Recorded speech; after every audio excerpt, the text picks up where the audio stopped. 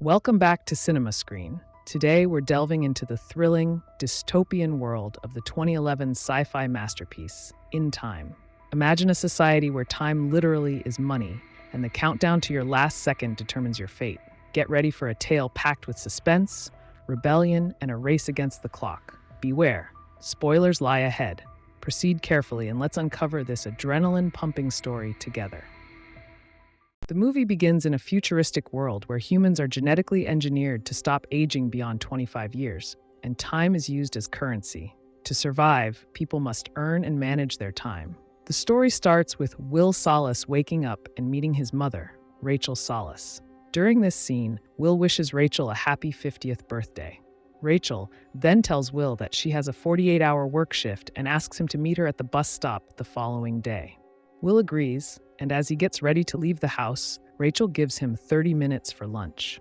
Once outside, Will heads to his workplace. On the way, he meets his friend, Borel, and they decide to grab a coffee. There, they realize that the cost of coffee has increased from 3 minutes to 4 minutes since the previous day.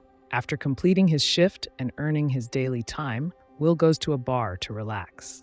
At the bar, Borel points out a man named Henry Hamilton, who has over a century of time on his clock. Curious, Will approaches Henry and warns him to leave the bar for his safety. Soon after, Fortis and his gang arrive at the bar. While the other patrons quickly leave, but Henry remains. Will hides and observes the situation. Fortis challenges Henry to a time-stealing fight, which Henry accepts.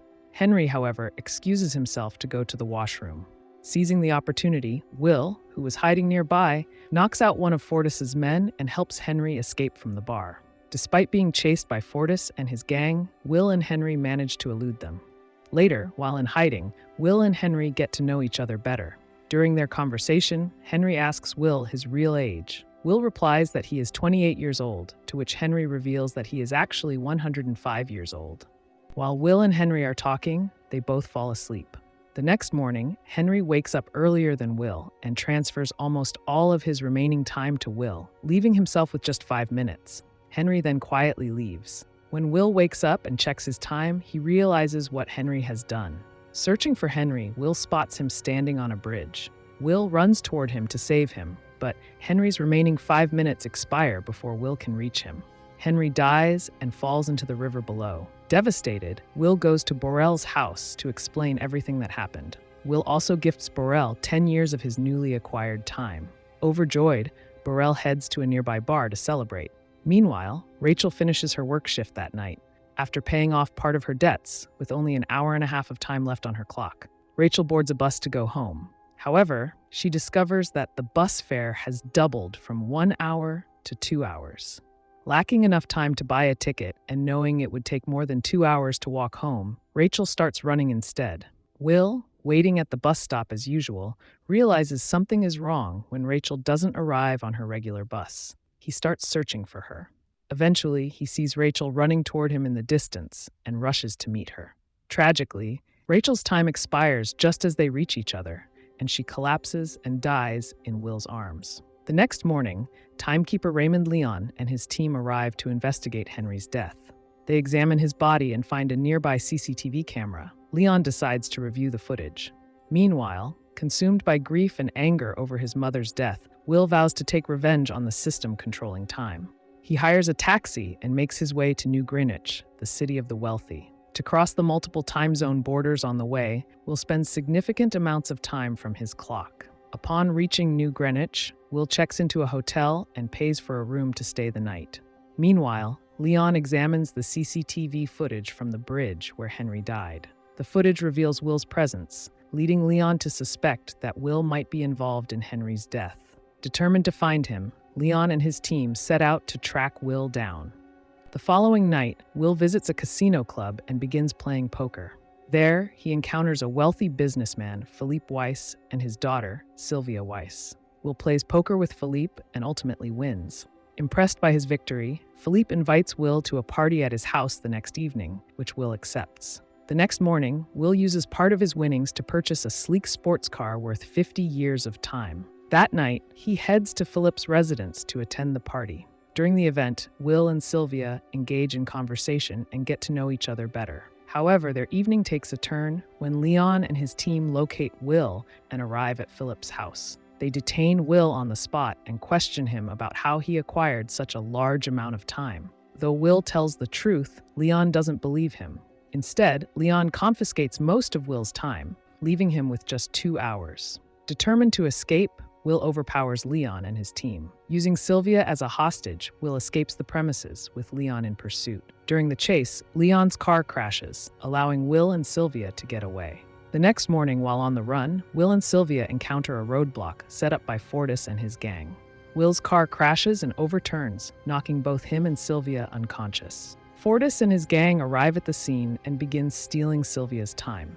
However, before they can completely drain her clock, the sound of an approaching timekeeper vehicle forces them to flee. After a short while, Sylvia regains consciousness and checks her time, discovering that she has only 30 minutes left. Will quickly transfers 5 minutes of his own time to her, and they both leave the area. Later, Leon arrives at the crash site and finds Will's overturned car. From this, Leon deduces that Will is likely heading back to his hometown and continues his pursuit.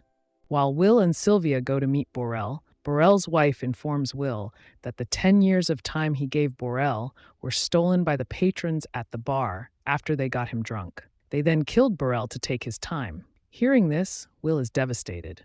With little time remaining on their clocks, Will and Sylvia sell Sylvia's earrings to get 2 days' worth of time, which they split evenly. Afterward, Will asks Sylvia for her father's phone number and calls Philippe, demanding 1,000 years of time. Leon intercepts the call and speaks to Will, while his team traces the location of the call. Will and Sylvia then return to Will's house to spend the night. That evening, Sylvia asks Will about his parents, and Will reveals that they have passed away. The two share personal details and reflect on their lives.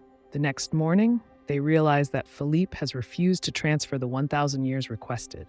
Will and Sylvia leave the house and start walking. Sylvia suggests calling Philippe again to ask for help.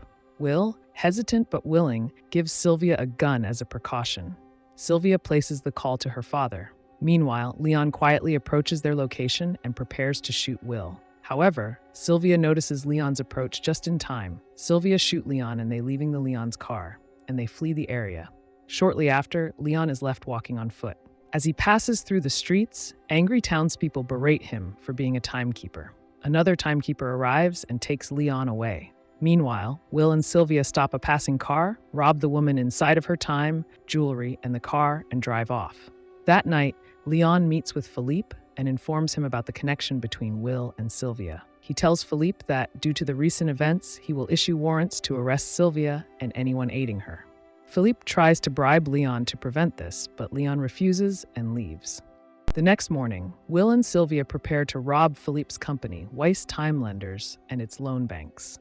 Using a Weiss company truck, they crash into one of the banks, steal as much time as they need, and instruct the remaining people inside to distribute the rest of the stolen time among themselves before fleeing the scene. Shortly afterward, Leon and his team arrive at the robbed bank to investigate. Meanwhile, Will and Sylvia distribute some of the stolen time to Borel's widow and share the rest among various poor individuals. Over the course of a week, Will and Sylvia successfully rob 6 different Weiss Time Lenders branches, prompting the authorities to issue a bounty of 10 years for anyone who assists in capturing them. Fortis, intrigued by the announcement, begins to take an interest. One night, while staying at a hotel, Will and Sylvia realize that the timekeepers have surrounded the building to apprehend them. They manage to escape by jumping out of a window. As they flee, Leon pursues them, eventually engaging them in a gunfight. Although the confrontation is intense, Will and Sylvia manage to outmaneuver Leon and escape by boarding a nearby bus. Later that night, Fortis and his gang locate Will and Sylvia's hideout and break into their room, capturing them both. Fortis challenges Will to a fight for time. Though reluctant, Will accepts. In the ensuing battle, Will uses a clever strategy to defeat Fortis, killing him and his gang before escaping with Sylvia. The next morning, Will and Sylvia confront Philippe in his office, abduct him, and steal 1 million years of time from his account. They leave the office before Philippe can react. Learning of the heist, Leon deduces that Will and Sylvia are responsible and sets out to capture them once and for all. As Leon continues his pursuit, he spots the car in which Will and Sylvia are traveling. Chasing them relentlessly, Leon forces them onto a path where timekeepers have set up roadblocks and opened fire. Despite this, Will and Sylvia manage to escape and reach Will's old neighborhood. Leon, still in pursuit, eventually catches up to them and stops their car. As their vehicle crashes, Will gets out and gives the million years of time they had stolen to a young girl in the crowd, instructing her to distribute it among the people.